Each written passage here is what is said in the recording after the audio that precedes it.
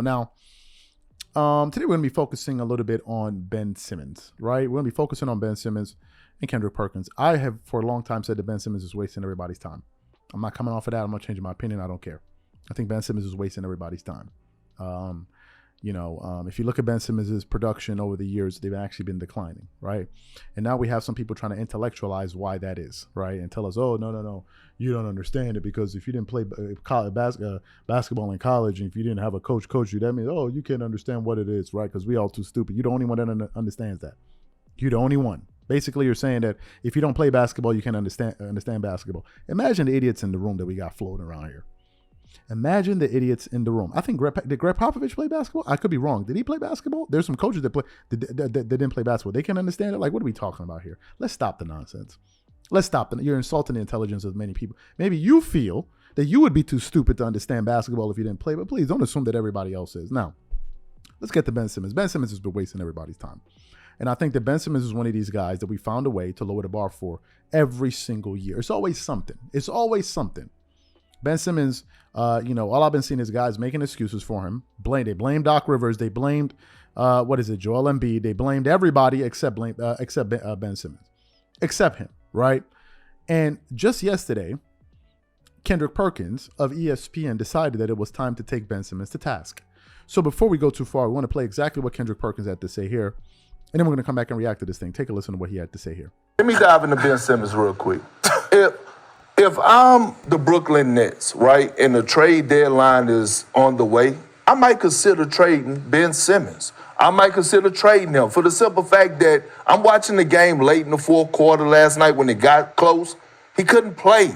You couldn't put him on the floor. Claxton, he's doing what he do. Okay, you're paying Ben Simmons top dollar to be a backup center when Kevin Durant get back? Like, realistically. What was the record when Kevin Durant was playing and Ben Simmons was playing and Kyrie was He was coming off the bench, bro. That's where he might have to go. Coming off the bench. Okay, but you're paying them top dollar for like the next 3 years. All I'm saying is, I'm not saying do it. I'm saying you might want to consider it. So you heard what Kendrick Perkins had to say about Ben Simmons, that he feels that the Philadelphia 76ers should consider trading him. I don't know if in that soundbite you heard Richard Jefferson say that they were winning all of those games. While Ben Simmons was playing this way. And then I think Kendrick Perkins said, but he was coming off the bench. Like, yeah. And he's like, but he's getting paid top dollars. Now, this is the part that people don't want to talk about. This, in my personal opinion, ties into accountability and people having expectations. There's some people just cannot deal with expectations. They just can't. They can't have expectations on themselves. And God forbid, people outside have an expectation on you. Now, my question is this.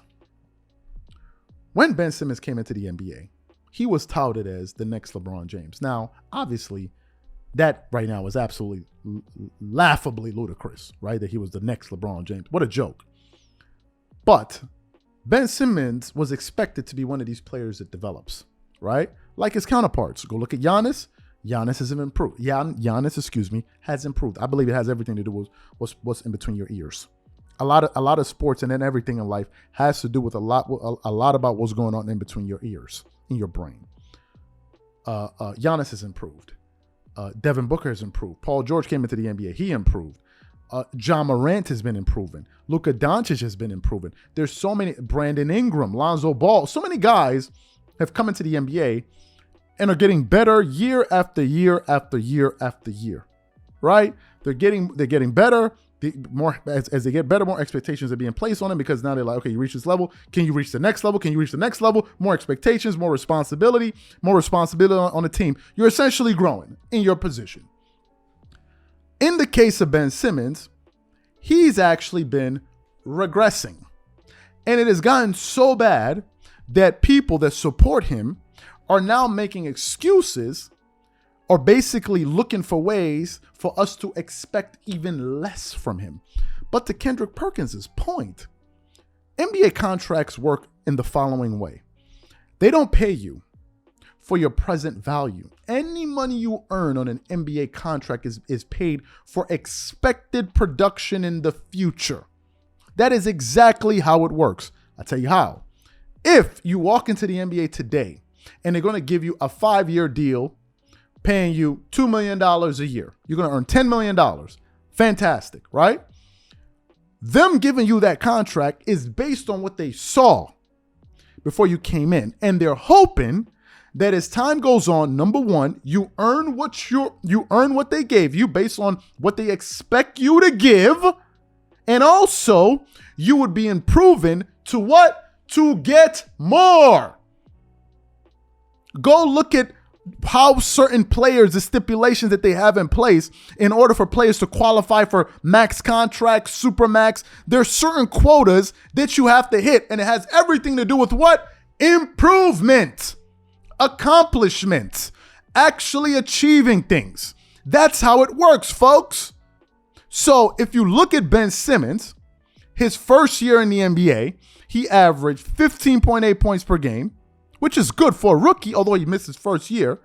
He averaged 15 points a game. He shot 54% from the field, 56% from the free throw line, 8% from the, got you 8 rebounds, 8 assists, and what? 0.9 steals, no, 1.7 steals and 0.9 in blocks and 3.4. That's sensational for a rookie.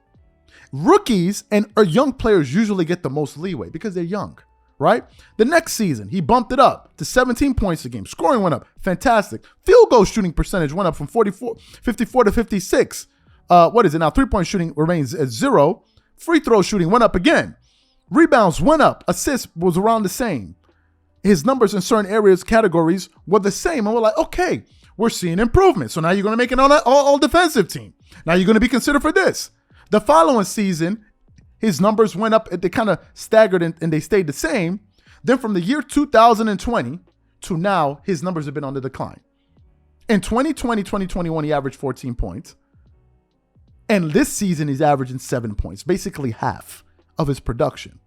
Half. Now, some people will say, well, you don't need him to score. Okay, you tell me how that's working out with KD off the floor. See, this is the stupidity with these people. They tell you they know basketball, but they act like everybody's stupid and they're the only ones that can understand basketball. If Kevin Durant goes out, Kyrie Irving's supposed to be averaging 40 a game, then what the hell do I got this guy on the court here for? Yeah, you can facilitate, but LeBron can do that. Yeah, you can facilitate, but Luka Doncic could do that. Yeah, you can facilitate, but John Morant could do that. But can you score as well? Can we ask you to do a little bit more? Nah, we can't ask you to do that. You know why? Because if we do, oh, you trying to hold him back. You a hater. You don't understand basketball. No, you a fool. That's it. That is it.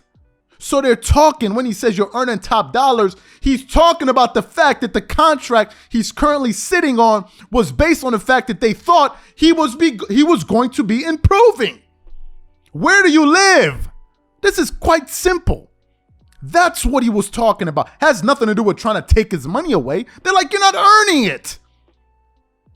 Because if I was going to pay you more for the same or less production, wouldn't that make me a fool? Would you pay more for the same thing? Who does that? If you go to the store today, they sell a crate of eggs for $3. And then you go there and they give you 12 eggs. Would you go there again the next day and pay $5 for the same 12 eggs? What are we talking about?